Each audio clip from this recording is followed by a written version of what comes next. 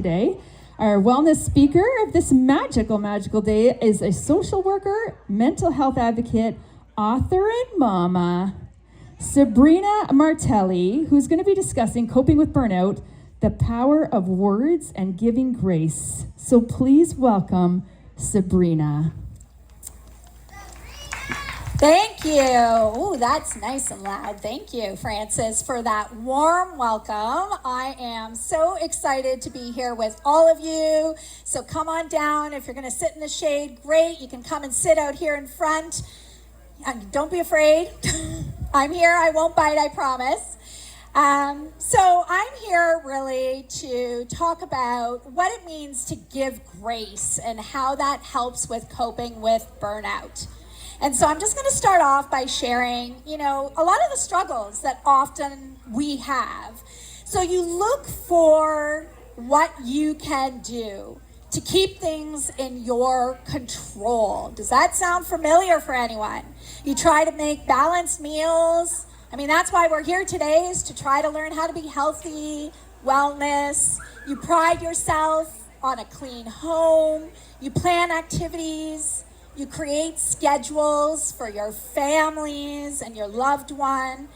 But when you're going through a really tough time, the things that you feel are typically within your control, they seem to start to unravel. Does any of this resonate for anyone? Shout out if it does, right? So even though this is when you need to be kind to yourself, it's in this moment that you need to be kind to yourself. You need to learn how to let things go. You just simply can't, or you have to work really, really hard to do that. So if you're like many of us, you're likely pretty hard on yourself for setbacks, challenges, perceived mistakes, or failures. And giving yourself grace sometimes seems like just one more unachievable task that you're supposed to do, right? Add that to the million of other things that you need to do on any given day. So today I'm here because I want to break down what giving grace really means. And here's a hint. It's not just about accepting your situation. A lot of times people will tell you that. Well, you just got to accept the situation. It's not just about that. And it's about how you can make progress. It's not just about that either. It's not about relaxing and releasing your thoughts and habits that aren't serving you. It's so much more. So what is this concept of grace as it relates to helping us in this day and age where so many are coping and dealing with burnout? We are at an unprecedented high. In the work that I do through Healing Path Counseling Services, this is one of the main things that people come to see me about, is life transitions, burnout, stress. So what is grace? There are 3 dictionary definitions. And if you stick with me today, over the next maybe 15 minutes, I'm going to show you exactly how they relate to you and how to use them.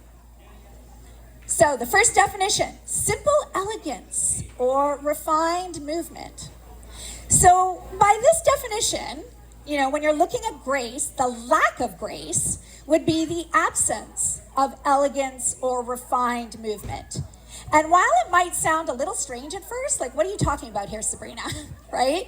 I think that this actually could be one of the most important definitions when it comes to grace. Because when we mess up, when we fail at something, our brains naturally move into 3 different states. It's either fight, flight, or play dead, right? Those are the 3 states that we naturally move into. And this often results in avoidance. It results in blame or a total shutdown.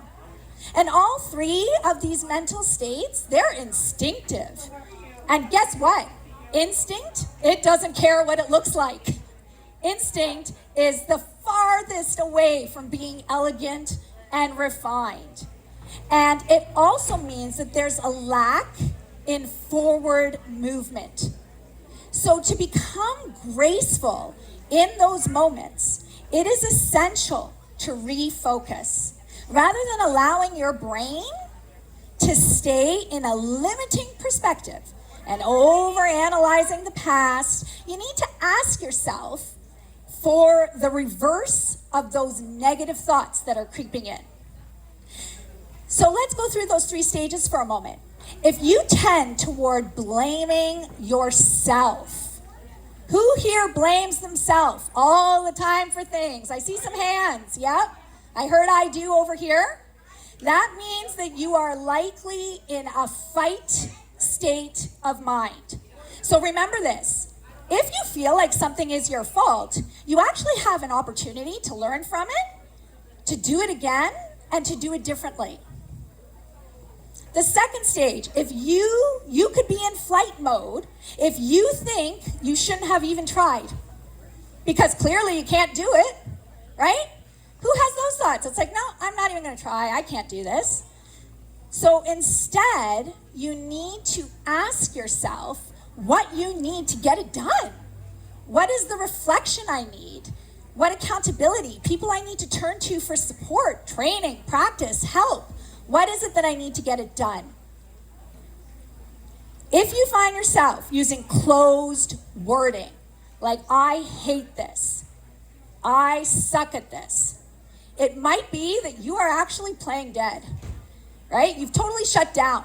It's like, nope, not even gonna do it. Not even gonna try. You're frozen in a state. Again, no forward movement. So you have to ask yourself, what is it that you love instead? And how can you create that? So slowing down and having these conversations with yourself, it actually instantly changes the chemistry in your brain. There's scientific evidence that shows how having a positive mindset can change the actual chemistry in your brain. And it puts you in an open and a forward-thinking mindset so you can refine your next move. So what is the next definition of grace? Let's move on to that. Courteous goodwill. So how do you react when you mistakenly bump into someone in a store? How do you typically react? Typically, we'll say, oh, I'm sorry. And if you knock something out of their hand, you might bend down, help them pick it up. You would never call, well, I hope, you would never call them names. You wouldn't swear at them. You wouldn't get so angry that you're gonna ditch your cart at the store and you're just gonna leave the store.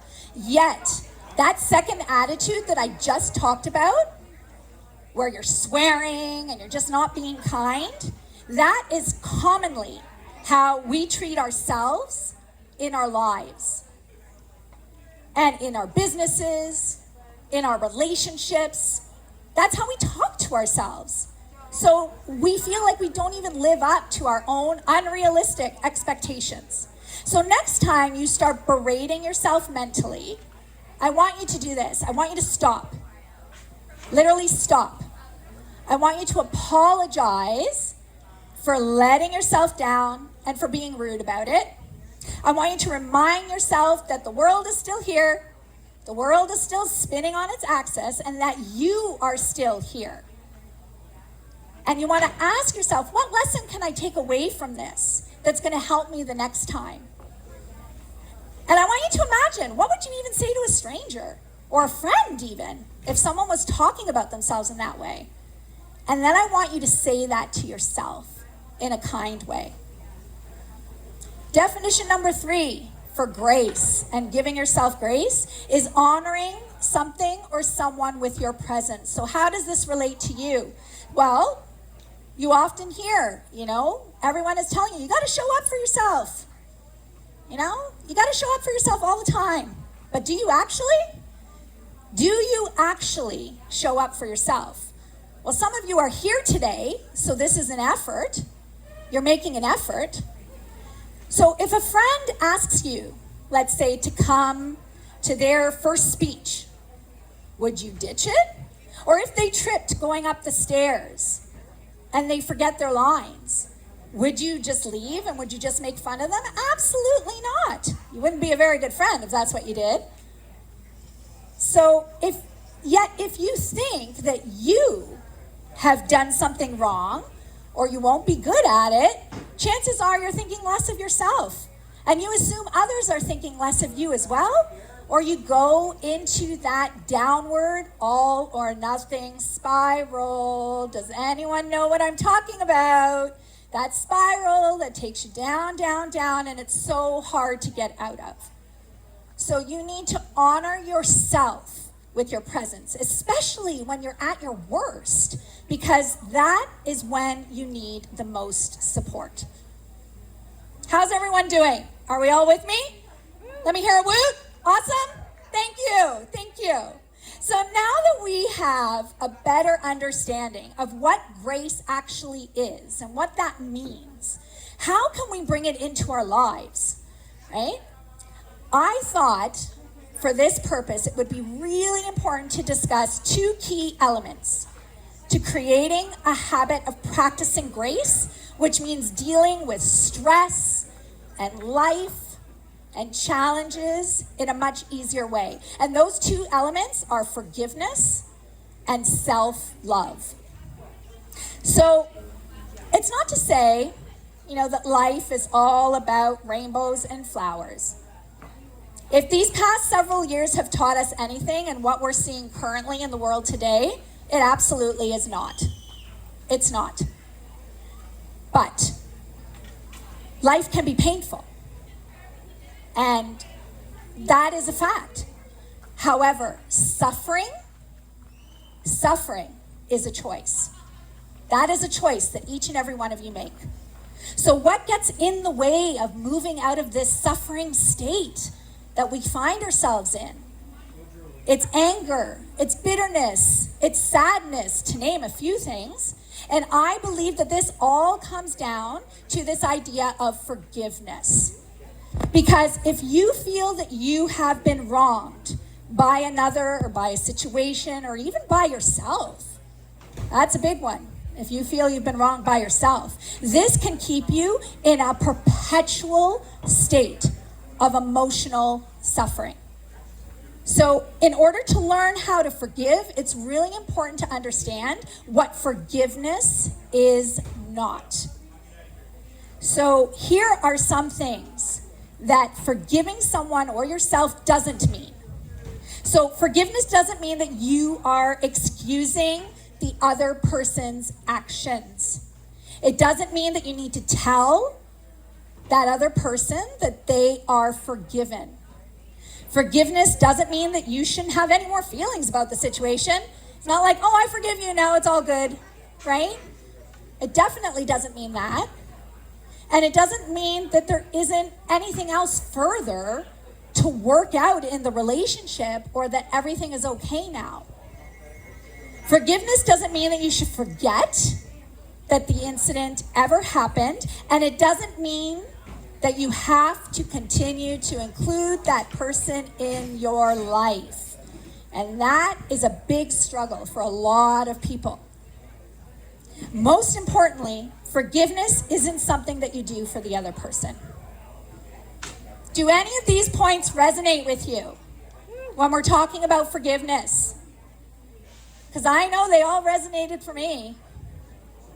By forgiving, you are accepting the reality of what happened, you're validating it, and then you're finding a way to live in a state of resolution with it.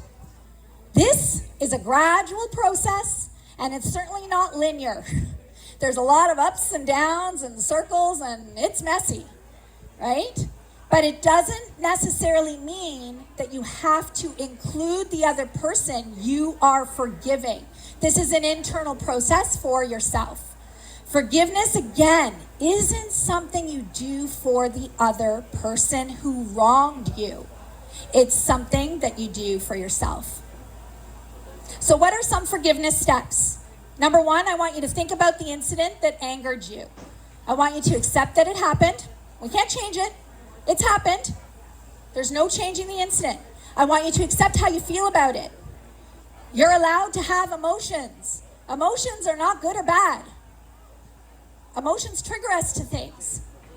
It's what we do with those emotions that define whether they're good or bad. So you accept how you feel about it and how you reacted. And in order to forgive, you have to acknowledge the reality of what occurred and how you were affected. That's the first step. Second step, I want you to acknowledge the growth, because there is growth for you in every difficult situation. So I want you to acknowledge that growth. What did it make you learn, either about yourself, about your needs, about your boundaries? What did you learn from it? Not only did you survive this incident, you actually grow from it.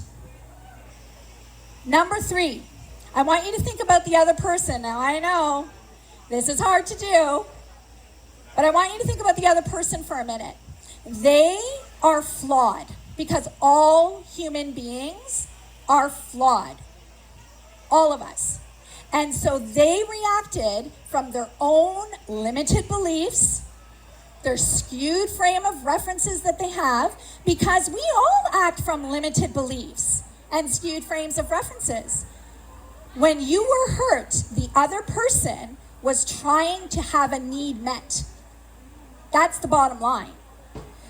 So ask yourself, what do you think this need was, and why did the person go about it in such a hurtful way? Number 4, finally decide whether or not you want to tell the other person that you have forgiven them. It's not a requirement. If you decide not to express forgiveness directly, then do it on your own. Find ways to symbolically do it on your own. Say it out loud, I forgive you, journal. Add as much explanation that you feel is needed. Anyone have any questions about forgiveness and what that means? All right, we're going to move on to talking about self-love and self-compassion. This is so important because you cannot give what you do not have. And I know we hear that all the time. You can't pour from an empty cup. I'm as much a victim of this as anyone else. Right? But you cannot give what you do not have. And that is why it is so much more than the physical self-care tasks, such as massages or spa visits. That is all important, but self-love is so much more than that. It comes from within. It's internal work. And this is the work with my clients that is so hard, but so empowering and so rewarding. Most of the time, we often cling to our emotions that we know best. However, if we're always trying to escape those difficult emotions, how can we truly understand them? It takes just as much energy to be in a negative state as it does to put yourself in a positive frame of mind. Just as much energy. So why not use that energy towards something positive rather than something negative? Mindfulness is to be at ease with the mind as it is. However, self-love is to be at ease with yourself as you are. That is what self-love is. So sometimes we find it so much easier to love others than it is to love yourself. However, self-acceptance is an important part of developing healthy relationships. All too often, individuals' past, their relationships, their upbringing, their interactions, traumas that they experience within the world around them, it leaves them feeling defeated and with a lack of self-worth. So how can someone learn to love themselves again? So let's discuss some of these strategies on dealing with that inner voice. So the first thing is you need to work towards overcoming negative beliefs about yourself. And in all of these things, I will say, you don't have to do it alone. You need to pull on your support people, your loved ones, to hold yourself accountable. Maybe it's speaking to someone professional in the community. You don't need to do it alone. So the first thing is the overcoming negative beliefs. Through cognitive behavioral interventions, you learn how to overcome negative beliefs about yourself. Many people have a hard time letting go of negative thoughts that they have about themselves, me included. It's a work in progress, right? Self-healing doesn't end. It's an ongoing, lifelong journey. So this is often because it has been so ingrained and it's become a part of our inner belief system. So one way this manifests is often where you call yourself names, such as I am a failure, I am unworthy, I am unlovable. And you may not even realize that these are things that you're saying to yourself.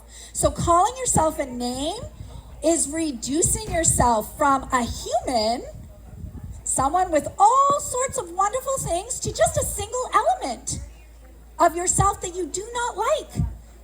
So I'm here to say, just don't do it. If you're doing it, I want you to stop it right now. You need to reframe that statement by acknowledging maybe that an error was made, absolutely, but focus on the facts of the situation, not your perceptions, not your feelings about what has occurred. Second tip, avoid perfectionism. Who here is a self-identified perfectionist? Who here is like that? Yeah, I see some hands raised, right? If you are a perfectionist, you are constantly striving to obtain things that are unachievable. And that leads individuals to having a difficult time accepting anything less than perfection, which again is unattainable, from themselves. So if you find yourself pursuing perfectionism and feeling negatively about yourself when you're less than perfect, try these 3 steps. Stop your current line of thinking, then focus on the effort that's going to be required to obtain your goal, and then you just steadily, small steps, start to apply that effort. Third tip, discard that negative filter. Are you noticing a theme here, everyone? It's that negativity that we so often allow to creep into our lives. So focusing only on the negatives in your life is a bad habit. These are habits. Excessive focus on negative or less favorable events in your life, it often makes them seem disproportionately important. You know, it's that saying, your energy goes where your focus is. So then it just becomes this big thing that it really is not. So if you find yourself complaining that everything that happens to you is bad, everything, my life is horrible, everything is bad, you're going to try to find a little evidence on the contrary, because I will tell you, it is very unlikely that absolutely everything in your life is bad. Finally, I want you to rewrite that internal script. This here is such important work, where we look at that internal script within ourselves.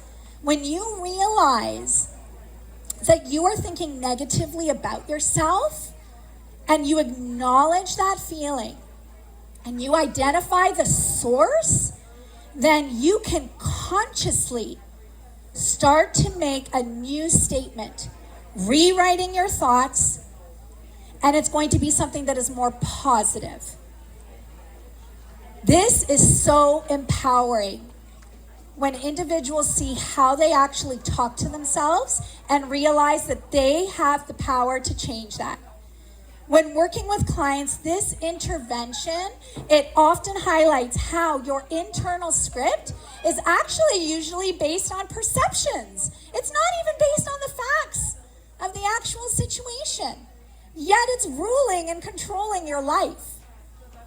Self-esteem is so important, and it begins from childhood. You know, I'm a mom, and my focus on my kids is building their self-esteem and their confidence. If we can learn how to practice the art of self-love and build this capacity from even a young age, we enhance the likelihood of strong relationships with others, with the world around us, but most importantly, with ourselves. Does anyone have any questions? Any comments? I'm going to wrap this up with a quick affirmation exercise.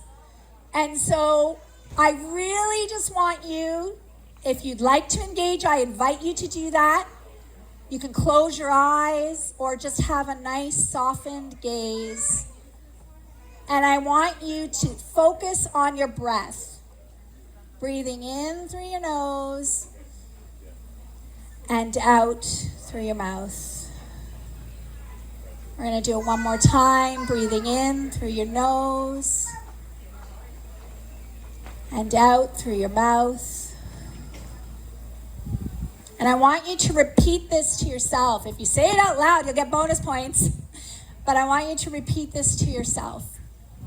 I inhale positive energy, and I exhale any fears.